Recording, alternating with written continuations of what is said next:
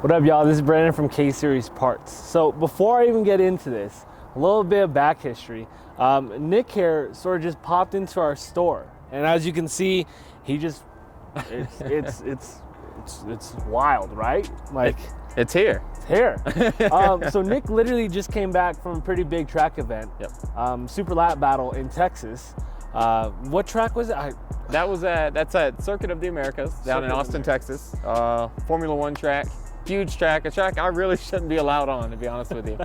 But we did it. Word, and I'm glad you made it back, and at least she's sort of running with a little bit of battle scars. Yeah, it's a little beat up for sure, but I mean, it'll be fixed. It can be fixed for sure. Hell yeah. Well, so with that being said, this is Nick, and this is his track-built S2K.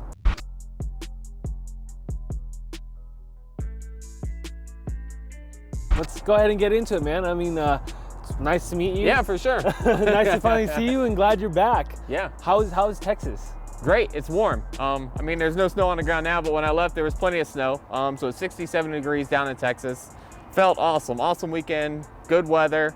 The event was fantastic. This is the second year running the Super Lap Battle event. It's gotten huge since last year. It's more of an event more than a standalone race. Nice. They do drifting there, they do time attack, they do wheel-to-wheel racing. I mean, they also, just to think, they actually had a really nice car show. A lot of crazy imports showed up. Nice. A couple R34s, even R33, like really nice stuff. And then on the support paddock, they were running the Cars and Coffee out of Austin, Texas. Crazy exotics. I mean, there was a Ferrari Enzo there, so that's something you don't even see up here in Denver. Yeah. The event itself is fantastic. It ran absolutely flawlessly. I'm hoping that they do it again next year. I haven't heard anything about it yet, but a great event like that, they can't just be like, we're done. The event personally for me was rough. I'm not gonna lie to you, it was rough, man. I got some damage here, I got a missing back bumper, I got wheel bearings blown out, ABS issues, I didn't have a good session. Right. And that's odd for me. So I wasn't too happy about it. It seems to be a Texas curse. Every time I go there, it's just awful. And you're from there, aren't you? I'm actually from the East Coast, so I lived in South Carolina, North Carolina, Florida. About 3 years ago, I moved out here to Colorado. I actually have a shop about a half mile here, and that's how I found out about you guys. Just, oh, look, they're right here. Let's catch them on the way home, see what they're all about. Word, well, hell yeah, man. So let's go ahead and get into the car. What is this? This is a relatively stock 2005 Honda S2000. So it's the AP2 with the F22 engine, 145,000 miles, about 30,000 of them track miles. It's been a pretty dedicated track car the past 2 seasons. It is still street driven if it needs to be, but it's uncomfortable. It's straight piped, you heard it. It's caged, there's no more radio. It's rough. As far as modifications, it does have a few track essentials. First off, being safety. It's the biggest thing on track. I mean, whether you're doing like open lapping, HPDE, time attack stuff, safety is number one for sure. So definitely take that into consideration when you're buying safety components. My car personally has a 6-point cage, 6-point harnesses, fixed back seats, fire extinguisher, just stuff like that. I mean, it's stuff that people really take for granted in a track car, but it will save your life. At the very least, it'll minimize that medical bill. Yeah. On top of that, I'm running Koenig Hypergram wheels, 17x10 front and rear. I'm running R1 Concept 6-piston front and a 4-piston rear. Wow. And I'm testing out and developing a new coilover for Annex Suspension Group. These are Club Spec Pros. They're a 15K and a 13K with a long stroke setup. So it's something I'm still dialing in. I'm still working with them on developing. They do have some S2000 products and actually a lot of Honda and a lot of track day products on their website already, but this is a strict, dedicated track coilover here. Nice. In terms of engine-wise, it's stock. You pop the hood, it's a stock airbox, which baffles people because they're gonna ask, how many pounds are you on? I'm like, well, there's 33 in the tires. They're like, no, like boost, how much boost? I'm like, nothing. Like, I have a K&N filter, but like that's it. I have an exhaust or what's left of one for weight reduction, and I run an AM Infinity so I could lower the VTEC engagement point and actually pick up a lot of torque there in the mid-range. Nice. Aside from that, it's a fancy looking S2000 with a bunch of stickers. That's about it. Right. Well, I mean, either way, it probably would lay down some quick track numbers. Yeah, yeah. Granted, the motor's a little. Yeah, the motor's a little. She's seen some better days for sure. It's low compression. It's not hurt, but it's definitely worn. I am planning on doing a K swap here very soon to start gathering up some parts. I've been doing my research with my buddy Ashby at Round Fab. He's going to help me out with that, get that taken care of. And stock for stock, the F and the K make very similar horsepower. The K will make more torque. More importantly, the engine, people basically give them away. Yeah. The F22's junkyard motor is nearly $3,000, and you have no idea what you're getting. The K Series 24 or K20, what, $500? You can find them very, very easily for $500. The F Series transmission bolts right up to it with an adapter plate. Nice. And I already have a standalone, so essentially plug and play. There's really not much to it. Nice, dude. Yeah. Hell yeah. Well, we look forward to working with you on that in the future. Yeah, definitely. We were talking about that earlier. I love to see this thing K-swapped. I've heard of it, but I've never seen a K-swapped S2K. Yeah, I've seen two personally. They're not monsters. These cars that I've seen, they've been endurance cars. Yeah. So they're built for a 12-hour or 24-hour endurance race, and that's what I want. I want reliability. If I want power, I mean, I would just turbocharge it or LS swap it or something like that. But I like that 4-cylinder, and especially since it's still a Honda engine, that's great. Because that reliability stands for itself right there. Of course. There's parts availability at AutoZone. If you want to get fancy, go to the dealership. I mean, the aftermarket's insane for them. So that's really why I want to stick with that. Hell yeah, man. That's dope. I can't wait to see the outcome of this when she's fully done up. So, hell yeah. I guess my next question is, what got you into where you are now? Oh man, that's kind of a long story. I'll shorten it up. I'll say, growing up in South Carolina, Charleston, South Carolina, I always watched Global Time Attack when they came to Road Atlanta. They shared an event with Formula Drift, so it's Formula Drift, Global Time Attack at the same track, and that's like the epitome of motorsports that I want to see. So, you know, for like 5 years I went there, I was like, I want to do this. I'm going to do this. And every year I had some sort of excuse as to why I didn't, whether it was, oh, my car isn't ready, or oh, it's money. And then one day I was just like, you know what, I'm gonna go. I put all my worries aside. I said, all right, I'm gonna do it. And I had a bone stock S15 Sylvia at the time. I took it to Roebling Road. I didn't know anything about tires, brakes, suspension. The car was stock. Yeah. I took it out there, they gave me an instructor, and I was hooked.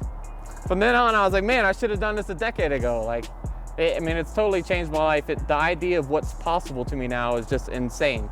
I mean, I spend, I would honestly say every weekend at the track somewhere in North America. Nice. I mean, I go coast to coast events. I have something like 30 established events I'm doing this season with 5 different racing organizations. Wow. And if you told me, 2 or 3 years ago that, Nick, you're going to be sleeping in your truck and you're going to be racing cars for a living and you're going to be driving all these places and like people are going to recognize your gas station, I was like, man, no way. And here I am, just a normal dude driving a S2000 and living the dream, man. Like, it's really insane. I try my best not to take it for granted. I really do. And I just want to get that message across that anybody can do what I'm doing. Just take your car. If you've ever wanted to do anything at the track, just go. Right. Just talk to your local NASA, talk to your local SCCA. They'll get you an instructor, they'll get you in the car, they'll feed you, they'll hold your hand to whatever level you need to feel confident, safe, and get you doing what I do. Yeah. Hell yeah, man. I love that, your enthusiasm, honestly, and you're really humble, to be honest, if I could say that straight up. Like, when I first met you, you're just like, yeah, dude, I'm on my way to Texas on a track event. And I was like, wait, what? So the car's on the trailer? You got all that? And you're like, yeah, I am. I'm chilling outside. I'm leaving tomorrow morning. And I'm like, this is dope. Like, you're awesome. And thank you so much for stopping in, honestly. Yeah, no worries, man. I mean, a local company, a local driver, man, I think like they should at least meet each other, Right. If you're not in touch with your local shop or at least like the local track guys, what are you doing? Right. No, of course. That's the dudes that are going to support you, that are going to help you and be there for you.